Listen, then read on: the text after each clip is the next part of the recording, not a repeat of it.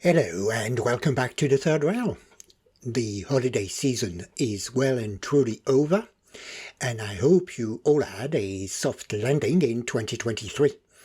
As it is time for most of us to go back to work or school, I thought a few scenes of the BR111, the working class of the Deutsche Bundesbahn, would be fitting for today. But they are not the topic of this video, which is going to be the channel itself this week.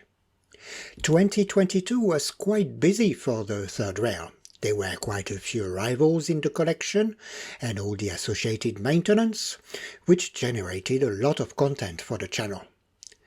M-track Reloaded, the wireless solution I made and use to control the layout, was extended to include contact track sensors.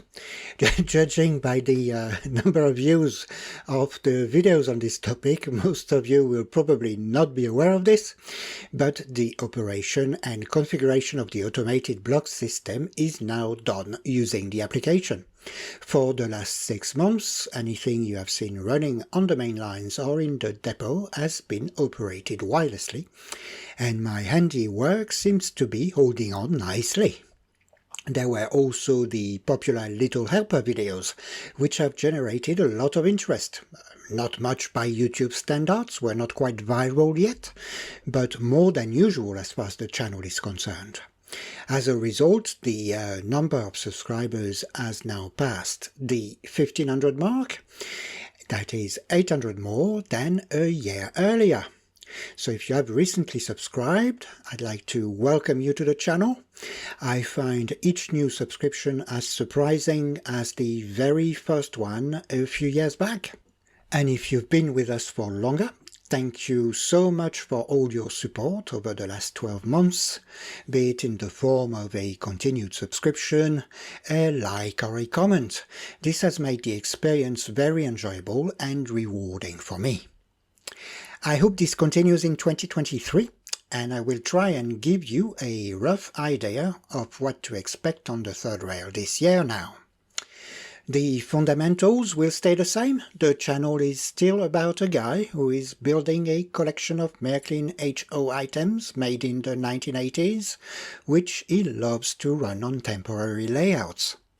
The collection is far from complete, so I am in no doubt that new additions or Can I Fix It videos will again feature heavily on the channel this coming year. So will Little Helper videos. I have plans to produce something about mechanical reversers and telex couplings at some point. And as I was looking for other potential topics, I rewatched a few of the early videos in this category, which I filmed using my mobile phone and a weak light at the time. The filming quality is not the best, but not the worst, all things considered, but voiceovers have not aged well and are pretty dry, to put it mildly. It's incredible how time changes perception. They didn't seem that bad when I first published them, but now I find some of them frankly unwatchable. So I might also revisit some topics I covered when I started the channel, or at least change the voice over on some of the videos and re-upload them. This might be something I do this summer during the seasonal dip in views. There are a couple of things I will change or stop doing. M-track Reloaded, for example, wasn't met with much interest, so I am not planning on releasing more dedicated content on the topic this year. I will only briefly mention improvements in other videos when necessary.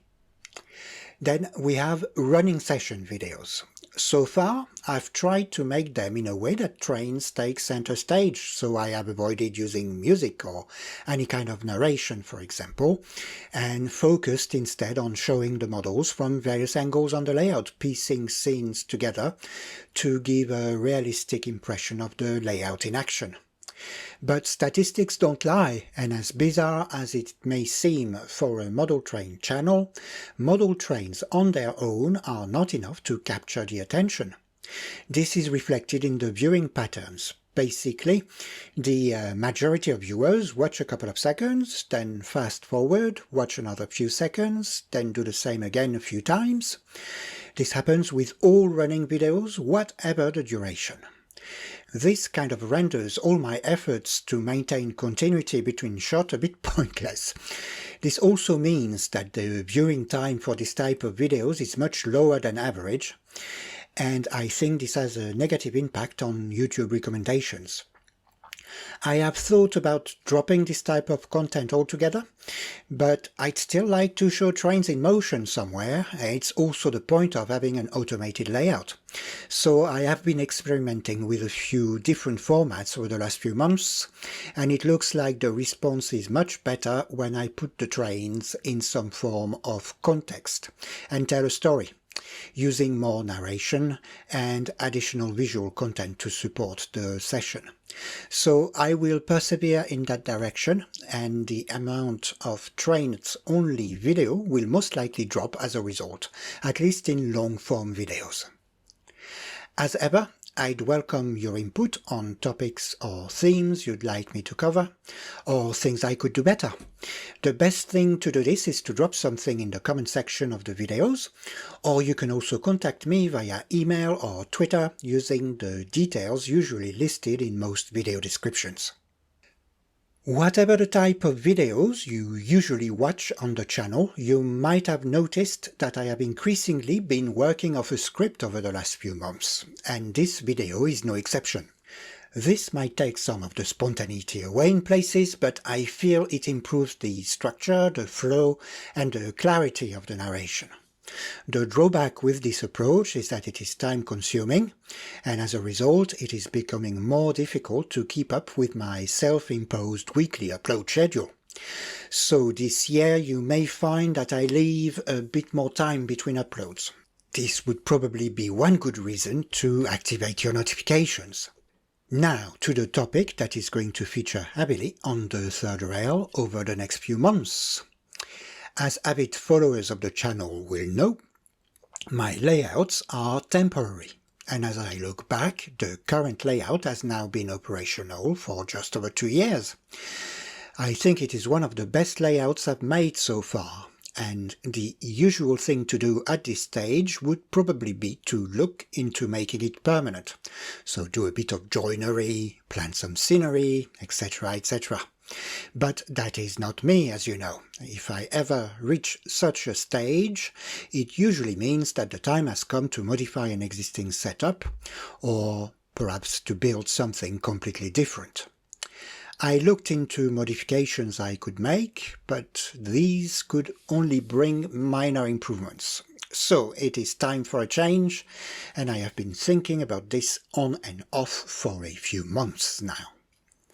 In search of inspiration, I watched quite a few YouTube videos and Googled all sorts of plans. I also tried the blank sheet approach, but didn't get very far either way. I ended up just aimlessly pushing track sections around on the canvas of my track planning software, which seemed to always lead to some form of double oval, which can be nice, but not exactly something that would provoke a light bulb moment in me. So I decided to revisit an option I had looked at a few months ago. It's a track plan I had seen in the 0700 Märklin H0 Gleisanlagen, so track plan book from the 1980s. Here it is. It is basically a single loop with a terminal station on one side and a depot with turntable on the other. It's a nice little play layout. Trains travel to and from the terminal around the loop, which can be used in both directions.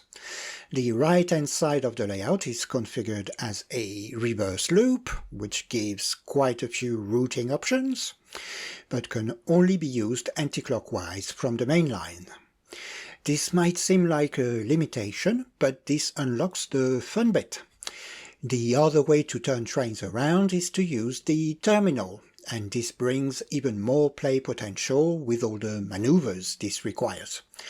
Each station track is equipped with a remote uncoupler. This allows a train to enter the station, locomotive first.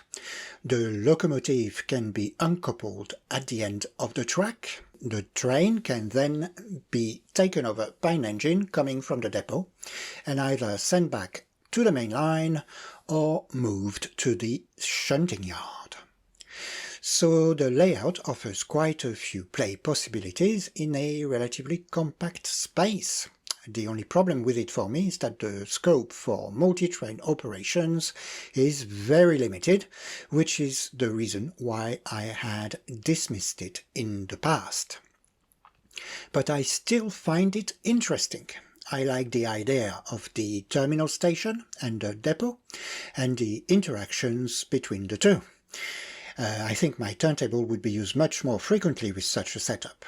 And I also like the shape and the dimensions, which would fit well within the space I have.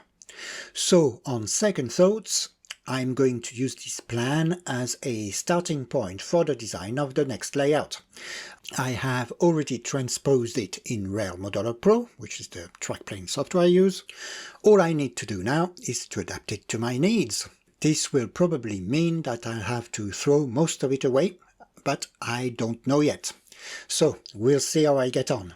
It should be fun, whatever the result. I will keep you updated on my progress in a future video, of course. So, that's something else some of you might be looking forward to. In the meantime, I think we can start the preparation for a good send-off of the current layout. So I was thinking of putting together a running session, believe it or not, using models chosen by you guys.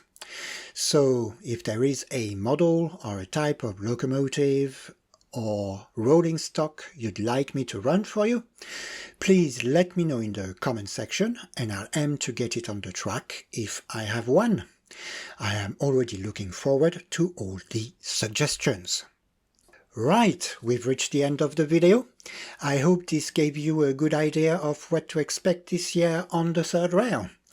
I'd like to wish you a very happy 2023, along with all the luck possible. Thank you again for all your support so far, and I hope to see you soon on the channel. Bye for now.